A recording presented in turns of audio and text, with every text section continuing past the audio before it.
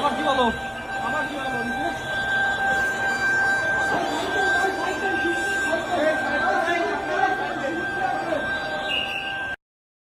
BNP সরকার ৮ দিন হাসপাতালের licence বাতিল করেছে, মহা বিশাল হেডমের কাজ করে ফেলিছে। কি অবস্থা দেখিছেন তো। আমাদের সময় দেন, আমরা বাচ্চাগুলো রিকভার করি, তারপর আপনারা ব্যবস্থা নেন।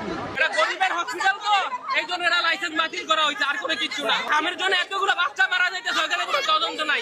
কেন ভ্যাকসিন করার তদন্ত নাই? হ্যাঁ, তাহলে এখানে এটা দূর করে না করছে, তার জন্য আরো পানিশমেন্ট আছে। একটা হসপিটাল বন্ধ করে দিল, কি আছে না এখানে? এখানে যে সুযোগ সুবিধাগুলো পাচ্ছি অন্য কোথাও পাবো না। আর সবচেয়ে বড় কথা হচ্ছে আমার বাচ্চার যে রোগ, এই রোগের অন্য হসপিটাল আছে, এই রোগ কি সেটাই জানে না। আমাদের বাচ্চা নিয়ে আমরা বের হয়ে যেতাম, লাইসেন্স বন্ধ হয়ে গেছে, এখন আমরা কোথায় যাবো? আপনারা বলেন।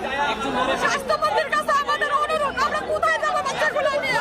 আমার বাচ্চার রিপোর্ট 2 দিন সময় লাগবে, ব্লাড কালচারের রিপোর্ট আছে, তাই না? এখন আমি এই বাচ্চার এই কালচারের রিপোর্ট যদি না কমে, তার ইনফেকশনের পরিমাণ না কমে, আমি অন্য কোথাও নিয়ে আবার রেফার করলে আবার টানহাইসরা। প্রত্যেকটা বাচ্চার ভিতরে একই সমস্যা, কারণ আমরা গার্জিয়ান, আমরা ভিতরে ঢুকতেছি প্রতিনিয়ত, জানতেছি এরকম করা উচিত না। আমার একটা আপাতত কথা এতটুকুর ভিতরে আপনারা স্বাস্থ্য মন্ত্রণালয়ে কথাগুলো পৌঁছান যে এত শর্ট টাইমে এটা সম্ভব না করা। আমার জামাই চটপটি বেছে, আমার মায়ের মনে করেন রক্ত কম, আজকে অপারেশন করার কথা ছিল না, ফিরা সাদা রক্ত কিনবেন না। অপারেশন আমি মনে করেন শনিবার ডেট করছে, 60,000 টাকার মতন আমার গেছে গা। ধরেন শরীরে তো জাজি রক্ত নাইছি, ওখান যদি আমার যাইতে হয় গা, তাহলে আমি ওই মাইয়ার নিয়ে আর জামাই বেছে চটপটি, আমি কই টাকা পাই? টাকা কই পাই? ওই হাসপাতালে তো রোগীরা চিকিৎসা নিতেছিল, মরণাপন্ন রোগীরা ছিল, আইসিইউতে রোগীরা ছিল, পোস্ট অপারেটিভে রোগীরা ছিল, কিছুক্ষণ আগে যাদের সার্জারি হয়েছে, সেই সব রোগীরা কি ভয়াবহ সমস্যায় পড়েছে দেখেন। এই লাইসেন্স বাতিলের নোটিশ কখন দেওয়া হয়েছে জানেন? বৃহস্পতিবার কার্য দিবসের শেষ সময়, যেন কোনো আইনি ব্যবস্থা না নেওয়া যায়। কেমন জাউরামো দেখেন। জাউরামোর ইচ্ছা না থাকলে তো কেউ বাইসা বাইসা সাপ্তাহিক ছুটির আগের মুহূর্তে এই কাম করে না। তো এই জাউরামো কেন? কারণ সরকার গেছে পাগল হইয়া। এটা কথা মনে করাই দিই, আন্তর্জাতিক অপরাধ ট্রাইব্যুনালের নামে বিচারিক হত্যাকাণ্ড বাস্তবায়নের প্রক্রিয়া যখন আগায় চলতেছিল, তখন আমার দেশ পত্রিকায় প্রকাশিত হয় স্কাইপ ক্যান্ডেল। এটা ছিল বিচারের নামে সেই সময় চলমান নাটক নিয়া নিজামুল হক নাসিম এবং আহমেদ জিয়াউদ্দিনের স্কাইপ কথোপকথন। এই কথোপকথনে উঠে আসছিল জুডিশিয়াল মার্ডারের পরিকল্পনা বাস্তবায়নের পুরো চিত্র। ঠিক একইভাবে এখন বিএনপি সরকার পাগলা হইয়া গেছে। তারা যেভাবেই হোক রাজনৈতিক প্রতিপক্ষকে দৌড়ের উপরে রাখবে বলে পাগলের মতো যা ইচ্ছা তাই করতেছে। ইসলামী ব্যাংক খাইয়া দেওয়ার আওয়ামী তরিকা বিএনপি বাধ্য ছাত্রের মতো ফলো করতেছে। শুধু তাই না, আরো আগ বাড়ায় যত ইসলামের নামধাম আছে এরম সব প্রতিষ্ঠানের উপরে খড়গগ্রস্ত হয়েছে। তাদের ধারণা হয়েছে এই প্রতিষ্ঠানগুলো আসলে জামাতের প্রতিষ্ঠান, এগুলোরে সাইজ করলে জামাত সাইজ হয়ে যাবে। আমি যতটুকু জানছি এই সাজেশন বিএনপিকে দিচ্ছে ডিজিএফআই, আর সেই প্রেসক্রিপশনে চলতেছে বিএনপি। ডিজিএফ এর প্রেসক্রিপশনে কাটারানিতে তো হেলিকপ্টারে পলাইতে হয়েছে, আবার বিএনপি সেই ডিজিএফ এর প্রেসক্রিপশন ফলো করতেছে।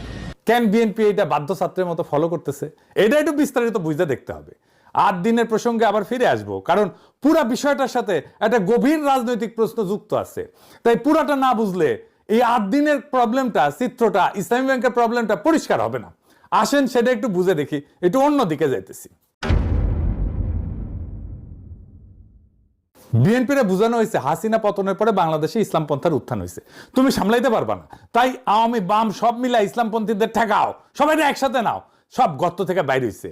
আওয়ামী লীগ নানা জায়গায় মিছিল করতেছে, ইন্ডিয়ান হাই কমিশনার বেনাপোল দিয়ে বুক ফুলায় ঢাকা এক ঢুকায় কয় আমাদের অভিন্ন স্বপ্ন, আমরা একসাথে চলবো, আমরা একসাথে একটা কত বড় জাতি গোষ্ঠী হইতে পারি। কি কইছে তার মানে হইতেছে আমরা একটা দেশ হইয়া যাই। আমি একটাই কথা বলতে পারি, আমাদের যা পপুলেশন আছে 140 কোটি, আর ওতে আমি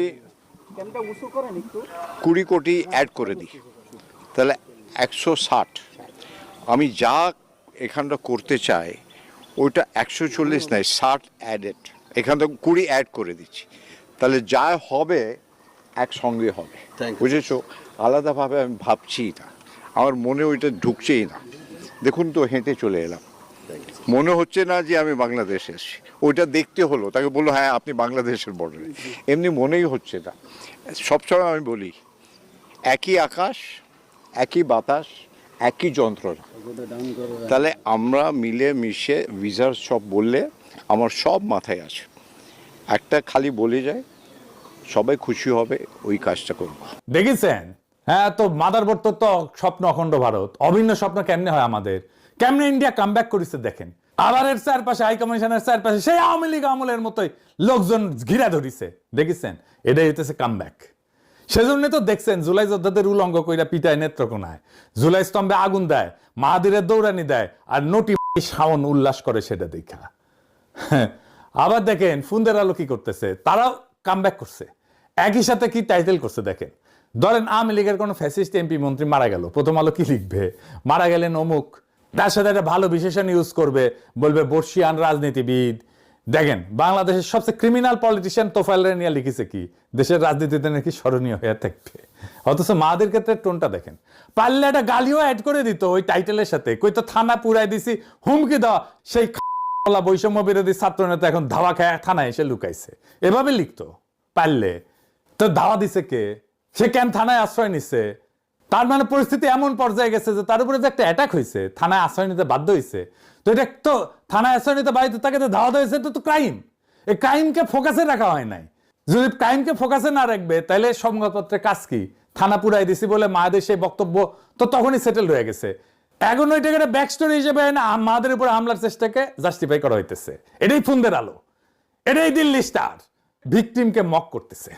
এটা কোন ধরনের সাংবাদিকতার জাউরার জাউরা ভাই? এই আবার একটা জাউরা সিল মেরে দেন ফন্দের আলোরে আর মতিউর রহমানকে। এটা তো আসলে লীগের অ্যাক্টিভিজম। লীগ যা বলতো তাই প্রথম আলো বলে, লীগের যা কিছু রাগ ক্ষোভ প্রথম আলো সেগুলো সবগুলো পোষে। আওয়ামী লীগ মাঠে নামতেছে, ইন্ডিয়া কামব্যাক করতেছে, ফুন্দের আলোর আওয়াজ বাড়তেছে, সব এক সুতায় বাধা। একবার পাবলিক জ্বালায় দিছে ফুন্দের আলো, তারপরে শিক্ষা হয় না, এদের শিক্ষা হয় না। ফুন্দের আলো দিল্লি স্টার শুধু ইন্ডিয়ান মিডিয়া না, তারা নিজেরাও ফ্যাসিস্ট। ফুন্দের আলো দিল্লি স্টার যতদিন বাংলাদেশে থাকবে ততদিন আওয়ামী লীগ ফিরে ফিরে আসবে। এইবার আসেন দেখি এই 8 দিনকে আসলে জামাতে প্রতিষ্ঠান, ইসলামী ব্যাংকে আসলে জামাতে প্রতিষ্ঠান। হ্যালো বন্ধুরা, আপনি কি কখনো লাখপতি হবার কথা স্বপ্নে ভেবেছেন? তাহলে এটি হতে পারে আপনার প্রতিষ্ঠান, ইসলামী ব্যাংকে আসলে জামাতে প্রতিষ্ঠান। জামাতে ইসলামী সরাসরি মালিকানায় না থাকলেও জামাত প্রভাবিত প্রতিষ্ঠান তো বটেই, এটা তো কেউ অস্বীকার করে না। আর এটাই হইতেছে ওদের বিপদ। প্রথমত এই প্রতিষ্ঠানগুলো অন্য প্রতিষ্ঠানের চেয়ে ভালো ফাংশন করে, সেবা দেয় মূলত নিম্নবিত্ত এবং দরিদ্রদের, মানসম্পন্ন সেবা দেয় কম পয়সায়। প্রতিষ্ঠানগুলোতে ইসলামপন্থীদের চাকরি বাকরি হয়। বাংলাদেশে তো অনেক প্রতিষ্ঠানে দাঁড়িয়ে থাকলে চাকরি হয় না, এটা তো সত্য কথা। আর সবচেয়ে বড় কথা, একটা অল্টারনেট গভর্নেন্সের চিত্র তারা উপস্থাপন করতে পারতেছে। আর্থিক প্রতিষ্ঠান আমরা চালাইলে এরকম হইতো, তারা দেখাইতে পারে। স্বাস্থ্য ব্যবস্থা আমরা চালাইলে এরকম হইতো, তারা দেখাইতে পারে। এখন একটা প্রশ্ন করি, বিএনপির কি ব্যবসা নাই? আওয়ামী লীগের ব্যবসা নাই? আছে, হোটেল আছে। আব্দুল আল মিন্টুর ন্যাশনাল ব্যাংক আছে না? সালমান এফ রহমানের বেক্সিমকো সাম্রাজ্য আছে না? মিজানুর রহমান সিনার একমি আছে না? আর এই যে আমাদের সমাজ কল্যাণ মন্ত্রী জাহিদ ভাই, ওনার তো ফার্মা আছে, হাসপাতালও আছে। টিপু মুন্সি আওয়ামী লীগের নেতা, হাসপাতাল আছে না? এই যে এভার কেয়ার, চান্দ আব্বাসের ঢাকা ব্যাংক আছে না? তাইলে জামাত ঘরানা প্রতিষ্ঠানে বারবার হাত পড়ে কেন? ইসলামী ব্যাংক দখল হয় কেন? 8 দিনের লাইসেন্স বাতিল হয় কেন? একটার পর একটা প্রতিষ্ঠান টার্গেট হয় কেন? কারণ সব ব্যবসা সমান না। মিন্টুর ব্যাংক, চান্দ আব্বাসের ব্যাংক, লীগের নেতাদের হাসপাতাল, এই প্রতিষ্ঠানগুলো কি করে? টাকা বানায়, মালিকের পকেটে ভরে। এটা হইলো ভাড়াখোর পুঁজি, ইংরেজিতে বলে রেন্ট সেকিং ক্যাপিটাল। ক্ষমতার কাছে থেকে সুবিধা নেয়, লোন নেয়, ফেরত দেয় না, টাকা বানায়, ব্যাস, এর বেশি কিছু না। রেন্ট সেকিং এর সবচেয়ে সোজা মানে হইতেছে পরিশ্রম করে সম্পদ বানানে না এরা, বরং ক্ষমতার কাছে থেকে সুবিধা বাগায় টাকা কামায়। একটা উদাহরণ দিলে পরিষ্কার হবে। ধরেন 2 জন লোক, প্রথম জন একটা কারখানা দিল, জিনিস বানায়, বেচে, মানুষের কাজে লাগে, লাভ করে, এটা একটা হালাল রোজগারের মতো কিছু একটা তৈরি করলো, সমাজের নতুন মূল্য যুক্ত হইল। দ্বিতীয় জন কিছুই বানায় না, সে শুধু ক্ষমতার সাথে খাতির করে, ব্যাংক থেকে 1000 কোটি টাকা লোন নেয়, ফেরত দেয় না, সরকারি কাজ পায় কম্পিটিশন ছাড়াই, বিদ্যুৎ কেন্দ্র বসায় আর ক্যাপাসিটি চার্জ নেয়, বিদ্যুৎ না দিয়েও টাকা পায়। এই লোক নতুন কিছু বানায় না, সে শুধু বিদ্যমান সম্পদ থেকে নিজের ভাগটা বাগায় নেয় ক্ষমতার জোরে। এই দ্বিতীয় ধরনটাই হইতেছে রেন্ট সিকিং, বাংলায় বললে ভাড়াখোর পুঁজি, বা আরো সোজা বাংলায় বললে সুবিধাভোগী লুটেরা ব্যবসা। এই প্রতিষ্ঠানগুলো একটা জিনিস কোনোদিন করে না, এরা দেখায় না যে আমরা চালাইলে দেশটা কেমন হইতো। এরা কোনো বিকল্প আঁকে না, শুধু লুটে। এখন উল্টা দিকটা দেখেন, 8 দিন গরিব মানুষের মানসম্পন্ন সেবা দেয়, ইসলামী ব্যাংক নিম্নবিত্তের কাছে পৌঁছায়। এই প্রতিষ্ঠানগুলোতে দাড়িওয়ালা লোকের চাকরি হয়, যেটা বাংলাদেশের অনেক জায়গায় হয় না। দাড়ি দেখলে দরজা বন্ধ, আর এরা ভালো ফাংশন করে, এটা অনেকে মানে। এই দুইটার মধ্যে আকাশ পাতাল ফারাক, আর এই ফারাকটাই হইল আসল গল্প। কি গল্প? জামাত ঘরানা প্রতিষ্ঠান যখন গরিবের ভালো সেবা দেয়, ভালো চলে, তখন সেটার নিছক ব্যবসা থাকে না, সেটা একটা প্রস্তাব হয়ে দাঁড়ায়। প্রস্তাবটা কি? আর্থিক প্রতিষ্ঠান আমরা চালাইলে এমন হইতো, স্বাস্থ্য ব্যবস্থা আমরা চালাইলে এমন হইতো, সরকার আমরা চালাইলে এমন হইতো। বুঝতে পারতেছেন? এটা একটা বিকল্প শাসনের ছবি দেয়। ক্ষমতায় যাওয়ার আগেই প্রমাণ হাতে নিয়ে দাঁড়ায় আছে, দেখো আমরা পারি। আর এইটাই শাসকের জন্য সবচেয়ে বড় বিপদ। কারণ একজন শাসকের সবচেয়ে গভীর দাবিটা কি? আমি ছাড়া কেউ এই দেশটা চালাইতে পারবে না, বিকল্প নাই, তাই না? সবসময় হাসিনাও তাই, তারেক রহমানও তাই। এই প্রতিষ্ঠানগুলো ঠিক এই দাবিটার গায়ে হাত দেয়, জলজ্যান্ত প্রমাণ হয় বলে। বিকল্প আছে, লুটেরা ব্যাংক সহ্য করা যায়, কিন্তু একটা কাজ করা বিকল্প সহ্য করা যায় না। ইতালিয়া চিন্তক আন্তোনিও গ্রামসি একটা কথা বলছিলেন, রাষ্ট্র মানে খালি সরকার, পুলিশ, আদালত না। রাষ্ট্র মানে এইগুলোর সাথে আরেকটা জিনিস, সিভিল সোসাইটি, স্কুল, হাসপাতাল, ব্যাংক, সংগঠন, মসজিদ, মাদ্রাসা। ক্ষমতা টিকা থাকে এই প্রতিষ্ঠানগুলোর মধ্যে দিয়ে, মানুষের সম্মতি তৈরি করে এরা। গ্রামসি বলতেন, যদি কেউ ক্ষমতাকে চ্যালেঞ্জ করতে চায়, তাহলে তাকে একটা সিভিল প্রতিষ্ঠানগুলোর ভিতরে একটা পাল্টা শক্তি বানাইতে হবে। উনি নাম দিছিলেন কাউন্টার হেজিমনি, পাল্টা আধিপত্য। জামাত ঘরানা প্রতিষ্ঠানগুলো এইটা করতেছে, জানায় অথবা অজানায়, জেনে করুক আর না জেনে করুক। এরা একটা পাল্টা সিভিল সোসাইটি বানাইছে, রাষ্ট্রের অনুমতি ছাড়াই। এরা নিজের বৈধতা উৎপাদন করে, নিজের জনভিত্তি বানায়। এখন বুঝেন, শাসকের কাছে টিপু মুন্সির এভার কেয়ার কেন কোনো হুমকি না, সামিটের বিদ্যুৎ কেন্দ্র কেন কোনো হুমকি না, কেন সামিট টাকা পায়, আদানির বিদ্যুৎ কেন্দ্র কেন কোনো হুমকি না, সালমান রহমানের বেক্সিমকো কেন কোনো হুমকি না। ওইটা পাল্টা আধিপত্য বানায় না, কিন্তু আদিন ইসলামী ব্যাংক এরা বানায়। এরা এই কারণেই টার্গেট, কারণ এই প্রতিষ্ঠানগুলো একটা কাজ করে, ক্ষমতায় যাওয়ার আগেই দেখায় দেয় ক্ষমতায় গেলে কি করবে। এটারে বলা যায় একটা পূর্বাভাস, ভবিষ্যতের একটা ছোট্ট নমুনা, আজকে হাতে নাতে দেখানো। রাষ্ট্রের ভেতরেই যেন একটা ছোট বিকল্প রাষ্ট্রের বীজ। শাসক এইটাকে দেখে অস্তিত্বের প্রতি হুমকি হিসাবে, কারণ এটা স্রেফ কথা না, এটা প্রমাণ।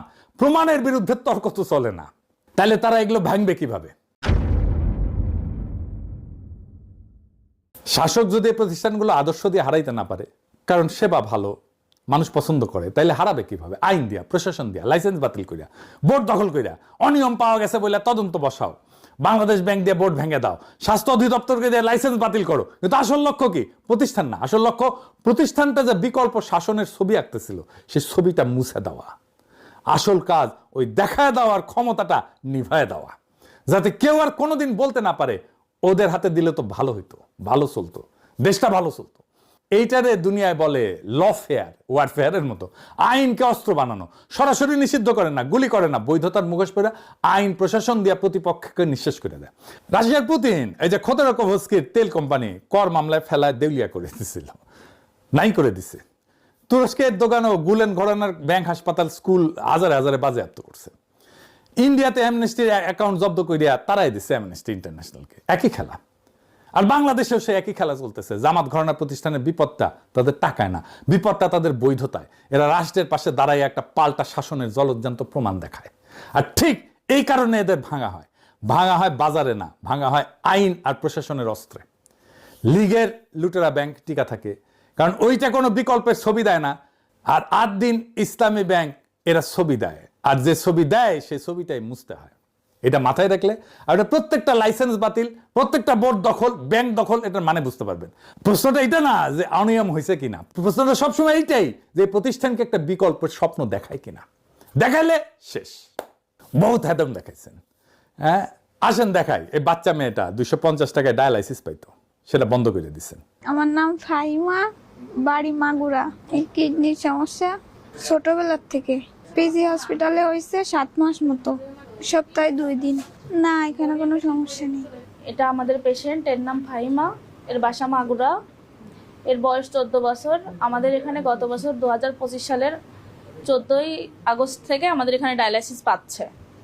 রেগুলার ডায়ালাইসিসে আসে সপ্তাহে 2 দিন। এই পেশেন্ট আমাদের এখানে, আমাদের দরিদ্র একটা ফান্ড আছে 250 টাকা, সেই 250 টাকায় ডায়ালাইসিস পাচ্ছে। দেখেছেন, বহুত হ্যাডম আপনাদের। এরকম 15,000 ডায়ালাইসিস রোগী চিকিৎসা পাইতেছিল এই 8 দিনে। আসিলেন হ্যাডমালা। বাংলাদেশের সবচেয়ে এফিসিয়েন্ট অ্যাম্বুলেন্স সেবা বন্ধ করে দিচ্ছেন। দেখেন, 80 টাকার ভিতরে, ঢাকার ভিতরে আমার আর আগেও একটা বেবি এখানে হয়েছে, আমি এখানে ভালো সেবা পাচ্ছি এবং এখন আমার বেবি হওয়ার জন্য নিয়ে আসছে। আপনি কি ফ্রিতে হট মুভি দেখতে চান? এই অ্যাপটি ট্রাই করুন। এতে সবকিছুর আনলিমিটেড অ্যাক্সেস আছে এবং সবসময় নতুন কন্টেন্ট দিয়ে আপডেট করা হয়। আমি এখানে ভালো সেবা পাচ্ছি এবং এখন আমার বেবি হওয়ার জন্য নিয়ে আসছে। শুরুর দিকে এই সেবা ছিল একদম ফ্রি। জ্বালানি তেলের দাম বাড়ায় তা হয় 150 টাকা। এখন ঢাকার ভেতরে মাত্র 380 টাকায় মিলছে দ্রুততম মানবিক সেবা। দেখেছেন আপনাদের প্রচুর অ্যাডম। ঢাকা শহরের দরিদ্র আর নিম্নবিত্তের মানসম্পন্ন হাসপাতাল বন্ধ করে দিয়েছেন। দেখেন কি বলে ওরা। আগামীতে আমি কোথায় যাব? আমার তো এত টাকা নাই ভাই, আমার প্রতিদিন লক্ষ লক্ষ টাকা ইনকাম নাই, আমি কোটিপতির সন্তান না, আমি কোথায় যাব আমার বাচ্চাকে নিয়ে সেটা বলেন। ওই বাচ্চা যদি মারা যায় সরকার কি দেবে? কি দেবে ওই বাচ্চার বাবা মাকে? আইসিইউ এনআইসিইউ তে একদিন দুই দিনের বাচ্চাও ভর্তি আছে, হঠাৎ করে যে লাইসেন্স বাতিল করে দিল, এই বাচ্চাগুলো এই পেশেন্টগুলো নিয়ে যাবে কোথায়? তিনবার দিলে ঢাকা শহরের মধ্যবিত্ত লোকেরা, রিকশা চালকরা কোথায় যাবে? ঢাকা মেডিকেলে প্রতিদিন রুগী মরে কটাই চলে। দেখেছেন আর একটা দেখেন কি বলে। অনেক ডাক্তার আছে ওরা পকেটে টাকা দিয়ে পর্যন্ত চিকিৎসা করে, আমার বাচ্চারা কবির স্যার ওনার পকেটে টাকা দিয়ে চিকিৎসা করতেছে, আমি প্রাইমার বই করতে পারতেছি না স্যার, নিজে টাকা দিয়ে আমার বাচ্চা মনে না শহরে কোথায় যাব? দেখেছেন? হ্যাঁ আপনারা জিতছেন, এখন আপনারা জিতছেন, যান আপনারা ফার্স্ট হয়েছেন। বহুত হ্যাডম আপনাদের। ক্ষমতায় থাকলে নিজেদেরকে অনেক হ্যাডোমালাই মনে হয়। হাসিনাও মনে করতো, সোহরাওয়ার্দীর বডিগার্ড নিজেও মনে করতো এই হাসপাতাল অন্যায়ভাবে বন্ধ করাটা বিএনপির অন্ধকার ইতিহাসের সাথে যুক্ত হয়ে থাকবে। এই কাম কইরা কত মজলুমের অভিশাপ বদদোয়া কামাইছেন তার ইয়ত্তা নাই। হ্যাডমের হিসাব বাদ দেন, শুধু একটা মুখ মনে রাখেন, ওই বাচ্চা মেয়েটার মুখ। তাই 2 বার যার শরীরের রক্ত মেশিনে শোধন হইতো 250 টাকায় মাত্র। আজকে যার সামনে শুধুই অন্ধকার, তার মা কাকে বলবে যে আমার মেয়েটারে বাঁচান? কোন অফিসের দরজায় গিয়ে বলবে? পোস্ট অপারেটিভ ওয়ার্ডে যে রোগীটা সবে অপারেশনের পর চোখ খুলছিল, তার এখন কোথায় নেওয়া হবে? আইসিইউ যে মানুষটা একটা শ্বাসের জন্য লড়তেছিল, তারপরে সে শ্বাসটার দাম কে দেবে? এরা কেউ জামাত করে না, এরা কেউ বিএনপিও করে না, এরা শুধু গরিব। এদের একমাত্র অপরাধ এরা গরিব হইয়া বাঁচতে চাইছিল। আর আপনারা বৃহস্পতিবার বিকালে ছুটির ঘন্টা বাজার আগেই একটা কাগজে সই কইরা তাদের সেই বাঁচার অধিকারটা কাইরা নিলেন। আপনারা ভাবতেছেন প্রতিষ্ঠান বন্ধ করছেন, জামাত সাইজ করছেন, বিকল্পের ছবি মুছছেন। না, আপনারা একটা মেশিন বন্ধ করেন নাই, আপনারা একটা মানুষের নিঃশ্বাস বন্ধ করছেন, আপনারা একটা ভবনে তালা দেন নাই, আপনারা হাজারটা পরিবারের শেষ ভরসার দরজায় তালা দিয়ে দিয়েছেন। ইতিহাস সব মনে রাখে। হাসিনা ভুলে গেছিল যে রক্তের হিসাব একদিন দিতে হয়। আপনারা ভুলে যেতেছেন, কিন্তু যেই মা আজকের রাতে তার সন্তানের জন্য কাঁদতেছে, যে রোগী আজকের রাতে বিনা চিকিৎসায় ছটফট করতেছে, তাদের চোখের পানি আসমানে গিয়া পৌঁছাইবে। আর মজলুমের সেই চোখের পানির সামনে দুনিয়ার কোনো হ্যাডম, দুনিয়ার কোনো ক্ষমতা, কোনো ডিজিএফ এর প্রেসক্রিপশন টিকে না। আপনারা ভাবছেন আপনারা জিতছেন, আসলে আপনারা শুধু একটা জিনিস কামাইছেন, অভিশাপ, মানুষের অভিশাপ, মজলুমের অভিশাপ। মজলুমের অভিশাপ কামানো মানুষ কোনোদিন জিতে না। আপনারা একটা দুর্বল সরকার, দুর্বল সরকার ছায়া দেখে ভয় পান। সরকারের বাঁচায় মানুষের ভালোবাসা, মানুষের সমর্থন, সেটাও হারাইতেছেন। নিজে চেষ্টা করে হারাইতেছেন, নিজের হাতে হারাইতেছেন। আপনাদের পতন যে কি ভয়ঙ্কর হবে আপনারা কল্পনাও করতে পারতেছেন না। সেই দিন আপনারা বুঝবেন আপনারা কি জেতা জিতছিলেন। আজকে ইনকিলাব জিন্দাবাদ।